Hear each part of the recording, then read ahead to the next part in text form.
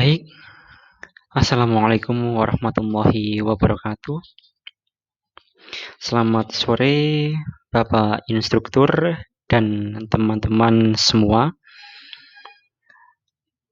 Perkenalkanlah, saya Arif Wahyu Hidayat, mahasiswa pendidikan profesi guru Prajabatan Pendidikan Guru Sekolah Dasar Universitas 11 Maret Surakarta, untuk merepresentasikan hasil analisis kebutuhan bahan ajar yang telah saya susun. Untuk kelas yang saya ambil adalah kelas 2 semester 2, tema 5, yaitu pengalamanku. Subtema 4, pengalamanku di tempat wisata. Untuk pembelajarannya yaitu pembelajaran ke-6. Kemudian untuk muatan pembelajaran pendidikan Pancasila dan kewarganegaraan dengan kompetensi dasar 3.1, yaitu mengidentifikasi hubungan antara simbol dan sila-sila Pancasila dalam lambang negara Garuda Pancasila. Kemudian untuk indikatornya yang telah saya susun yaitu 3.1.1, yaitu mengidentifikasi simbol sila kelima Pancasila. 3.1.2, menganalisis pengamalan sila kelima Pancasila. Dan 3.1.3, yaitu memecahkan masalah berkaitan dengan pelanggaran sila kelima Pancasila.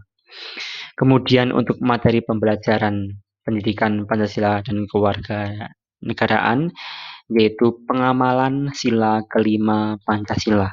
Untuk kegiatan pembelajarannya, yang pertama, peserta didik akan menjelaskan simbol sila kelima Pancasila.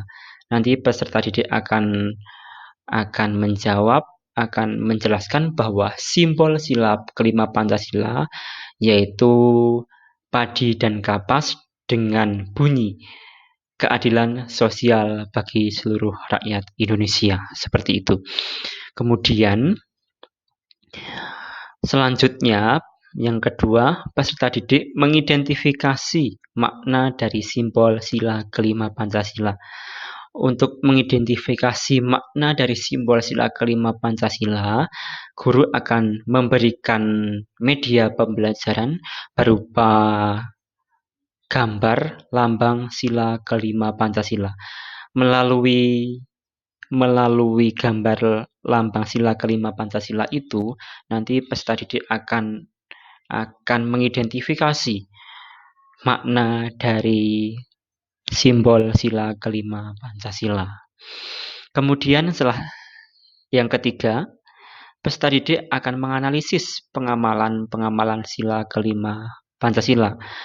Nah, untuk pengamalan sila kelima Pancasila ini nanti akan berkaitan dengan kehidupan anak-anak, seperti menabung, kemudian kerja piket kelas yang dilakukan secara adil, dan sebagainya. Kemudian yang keempat, peserta didik memecahkan masalah berkaitan dengan pelanggaran sila kelima Pancasila.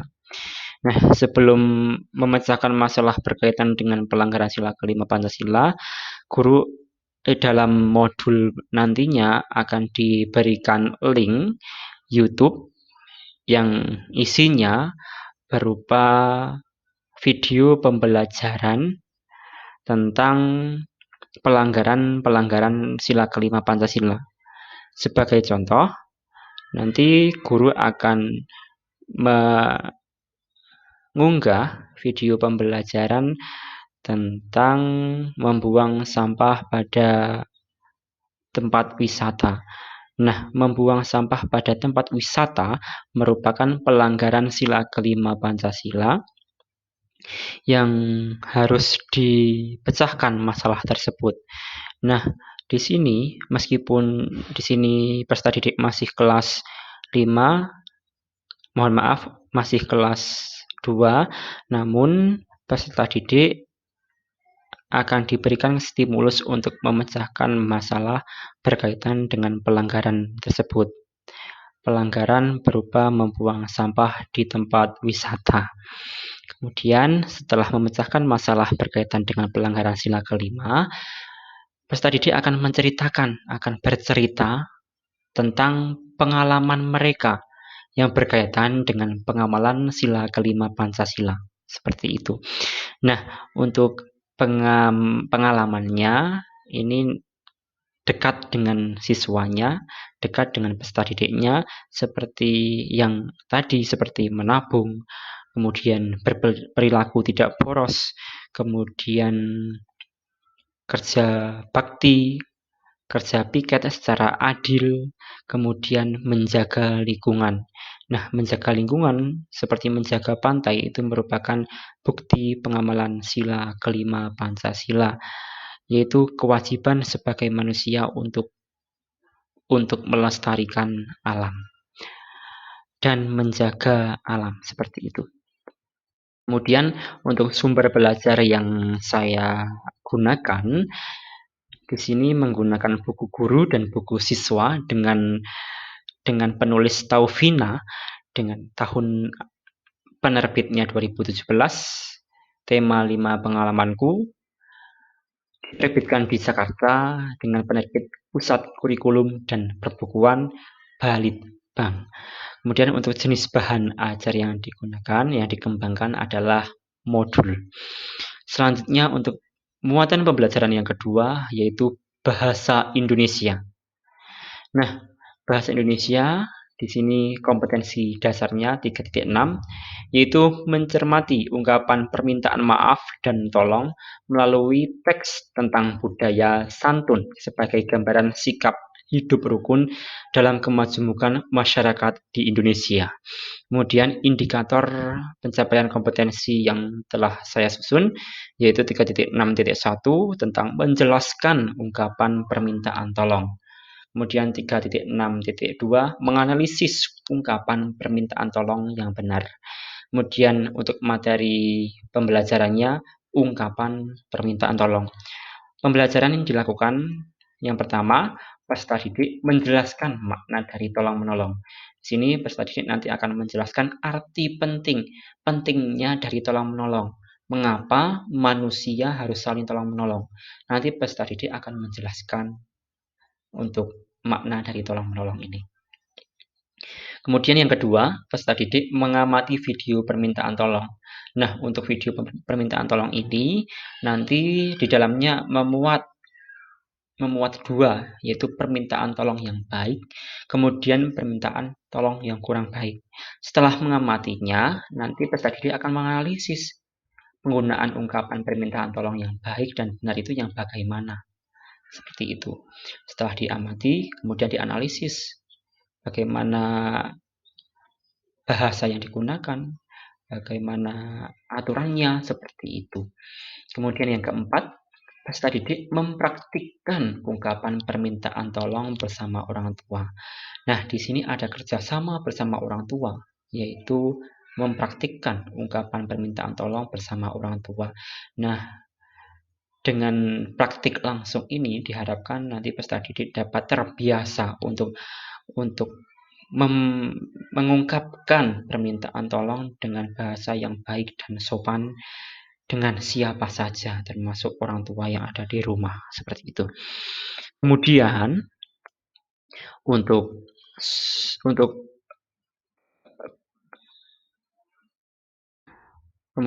untuk sumber belajar yang saya gunakan masih seperti yang atas ini, yang masih seperti pada muatan pendidikan Pancasila dan kewarganegaraan, masih menggunakan buku siswa dan buku guru dengan tema 5 pengalamanku. Untuk bahan ajar yang dikembangkan yaitu modul. Selanjutnya, muatan pembelajaran terakhir yaitu matematika dengan kompetensi dasar 3.6 yaitu menjelaskan dan menentukan panjang termasuk jarak, berat, dan waktu dalam satuan baku yang berkaitan dengan kehidupan sehari-hari. Nah, Selanjutnya untuk indikatornya yang telah saya buat dan kembangkan 3.6.1 yaitu menjelaskan panjang. Nah, fokus di sini adalah panjang termasuk jarak dalam satuan baku. Kemudian 3.6.2 menghitung panjang dengan satuan yang berbeda. Nah, untuk satuan kelas 2 ini masih 3 satuan yaitu meter, desimeter, dan sentimeter. Selanjutnya 3.6.3 yaitu menyelesaikan masalah berkaitan dengan pengukuran panjang. Selanjutnya untuk materi pembelajaran yaitu pengukuran panjang. Dengan kegiatan pembelajaran yang pertama, peserta didik menghitung salah satu benda yang ada di rumah dengan menggunakan alat ukur. Dapat berupa penggaris seperti itu. Peserta didik ini praktik langsung mengukur panjang suatu benda. Kemudian yang kedua, peserta didik menjumlahkan panjang dengan satuan baku. Nah, nanti peserta didik akan menjumlahkan ada 2 benda, misalnya adalah pensil dengan ballpoint, kemudian dijumlahkan dari kedua benda tersebut. Selanjutnya, yang ketiga, peserta didik menerapkan cara menghitung panjang dengan satuan berbeda.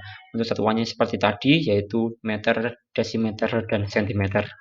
Kemudian, untuk yang keempat, peserta didik memecahkan masalah sehari-hari yang berkaitan dengan pengukuran panjang. Nah, selanjutnya untuk sumber belajar yang digunakan masih seperti yang tadi, menggunakan buku guru dan buku siswa dengan tema 5 pengalamanku. Nah, untuk modulnya seperti tadi, mohon maaf untuk bahan ajar yang digunakan seperti tadi yaitu modul. Jadi untuk modul ini, modul yang digunakan, yang dikembangkan, satu modul untuk 3 muatan pembelajaran. Jadi 3 muatan pembelajaran ini diramu menjadi satu modul seperti itu. Nah, demikian untuk analisis dari kebutuhan bahan ajar.